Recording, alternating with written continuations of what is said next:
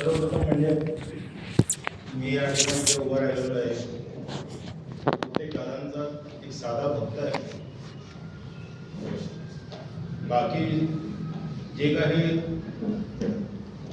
आज त्यांच्या कृपाशीर्वादाने वेळोवेळी ज्या काही जबाबदाऱ्या समोर येत होत्या त्या गुरु आज्ञा म्हणून त्या स्वीकारल्या आणि आजपर्यंत त्यांच्याच प्रत्येक विचाराशी निगडीत राहून करत आलेलो आहे. त्यामुळे असं काही माझ्यामध्ये वेगळं नाही आहे. आणि वैयक्तिक दादांचा जर सहवास जर बघायला झाला तर माझ्या आयुष्यात फार कमी आलेलं आहे. याचं कारण म्हणजे एक बाजूने केंद्रचे सर्व व्यवहार सांभाळणं आणि केंद्र अव्याहत चालू राहणं हे बघत असताना जे दादाने संमेलन घेतले किंवा दादा कुठे कुठे बोलत होते तेव्हा आई वडील आणि जे घरातले त्यांना शेती संदेश लोक उपस्थित राहिले आणि एक बाजूने केंद्र सांभाळलं जायचं. मग आल्यानंतर घरी आल्यानंतर जे आई वडील बोलायचे अरे दादा असं झालं, दादा असं बोलले, दादा असं बोलले, त्या ऐकूनच सगळं फक्त माहिती आहे. एकदा ओंकार साधनेची सिद्धता करत असताना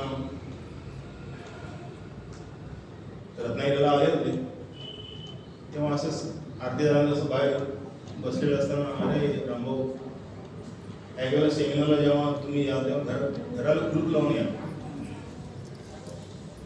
असं त्यांनी सांगितलं. त्यावेळेला आम्ही सगळे घरातले सर्व कुटुंबीय आम्ही नाही वेळेला सेमिनारला गेलो. पण ते कोणतं सेमिनार अटेंड केलं हे मला माहिती नाही. म्हणजे चौथं शिरोडला गेलो पण चौथं गेलो की सातवं गेलं हे माहिती नाही. तर त्यामुळे जे काही ऐकलेलं आहे आणि जे काही यांच्याकडून जे काही समजलं ते ठेवलं तेच फक्त प्रभावित करण्याचा प्रयत्न करतो. बाकी माझ्याकडे ज्ञान आहे आणि आज दादा जे देतील ओंकार साधने संदर्भात तुम्ही आज आपल्याकडे मुलाखत घेण्यासाठी सांगितली. दादाने गुरुप्रसाद आत्मनिवेदन याच्यामध्ये ओंकार साधनेबद्दल सांगितलेलं आहे.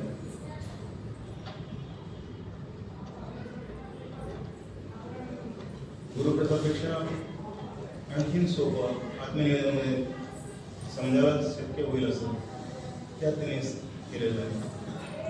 नंतर जे काही 8 संमेलनं घेतली त्या 8 संमेलनामध्ये आणखीन विस्तृतपणे त्याचं व्यापक स्वरूप कसं आहे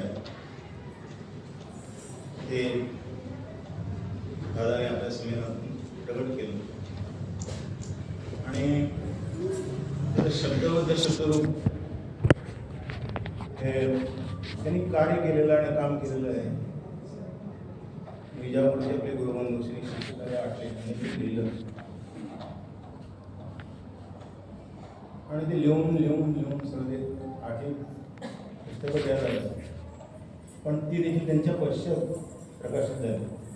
त्यांनी असताना त्यांची मध्ये एकदा मुलाखत घेतली तेव्हा ते म्हटले की मी 2-3 वेळा दादाकडे गेलो की दादा हे बघा पुस्तक छापलेलं आहे. प्रत्येक वेळेला दादाने काही त्यांना उत्तर दिलं नाही. पण तत्पश्चात ते ज्ञान साधना म्हणून पुस्तकं प्रकाशित झाली. तर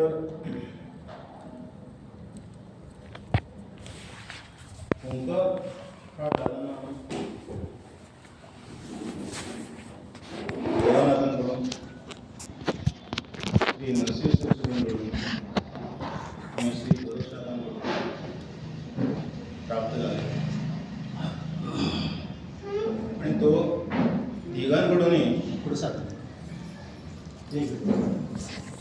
नागपूरमध्ये दादांना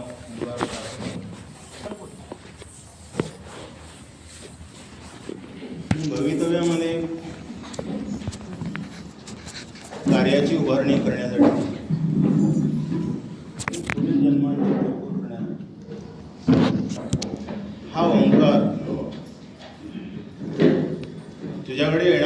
हा शिकवायचा आहे तो शब्दरूप केल्याशिवाय तो प्रभावित करू शकणार नाहीस.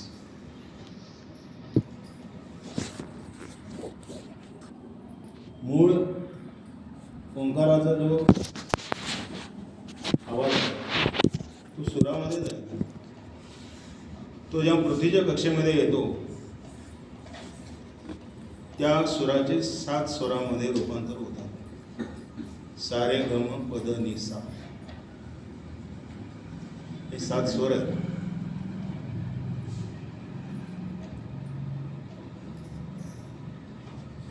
आणि ते स्वर दादाने आपल्या ओंकार साधनेमध्ये सारे ग म प पर्यंतच फक्त त्याने अंतर्भूत केलेले आहेत. त्याच्यावरची नि आणि सा ह्याचा कार्यामध्ये उपयोग केलेला नाही. आणि ते कार्य कुठून झालं ते पंत महाराजांच्याकडून. शब्दब्रह्म ही अवस्था ही पंतांकडे होती आणि नादब्रह्म अवस्था ही गोरक्षनाथांकडे होती. आणि मग हा ओंकार शब्दबद्ध कसा केला तर अ उ म्हणून म या 3 अक्षरामध्ये त्यांनी तो शब्दबद्ध केला.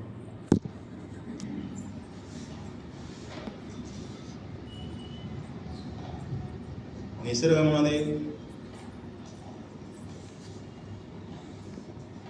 3 स्थिती आहेत. उत्पत्ती, स्थिती आणि लय. तसं अ उ आणि म ह्याच्या 3 स्थिती आहेत. अ उ आणि म.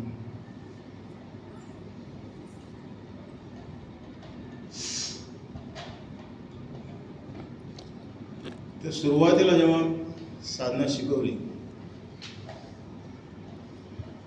त्यावेळी ध्वनी, लहरी, ध्वनी ह्या एवढ्याच 3 अंगाने ओंकार शिकवला गेला. तो ज्या वेळेला आपल्या कर्णपटलावरती ओंकार पोचला मग ते कर्णेंद्रियाच्या माध्यमातून तो जो ध्वनी आहे तो मेंदूमध्ये जाऊन पूर्ण शरीरामध्ये प्रवाहित ज्यावेळेला झाला त्यावेळेला तो ध्वनी, लहरी, प्रकाश असा तो प्रवाहित झाला. आणि पहिला ओंकार ध्वनी, लहरी, ध्वनी. नंतर त्याचं जेव्हा आवर्तन होतं त्याचं ते ध्वनी, लहरी, प्रकाशामध्ये रूपांतर होतं.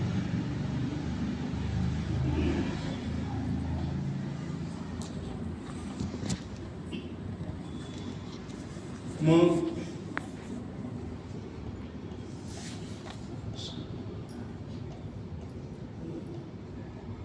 भक्तांना हा ओंकार शिकवायचा आहे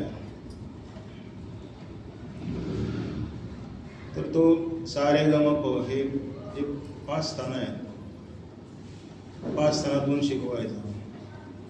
तर ती 5 स्थानं देखील आपल्या दैहिक माध्यमामध्ये नाभी, हृदय, कंठ, ललाट आणि ब्रह्मस्थान, ब्रह्मरंध्र ह्या 3 ठिकाणी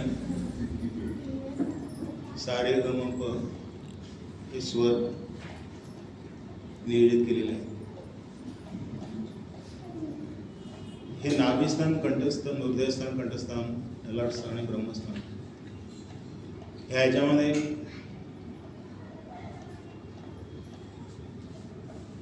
जेव्हा जीव जन्माला येतो तेव्हा 5 ऋणांबंध जोडले जातात. हे तुम्हाला फक्त नटशेलमध्ये सांगतो ना, डिटेलमध्ये मी जात नाही. आणि तुम्ही अभ्यास केलेला आहात. जन्मकर्म, जन्मजन्मांतर, मातृपितृ, इतरेजन आणि मातृपितृ आणि देवादेव.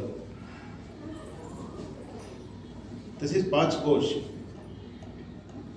अन्नमय, प्राणमय, मनोमय, विज्ञानमय आणि ज्ञानमय.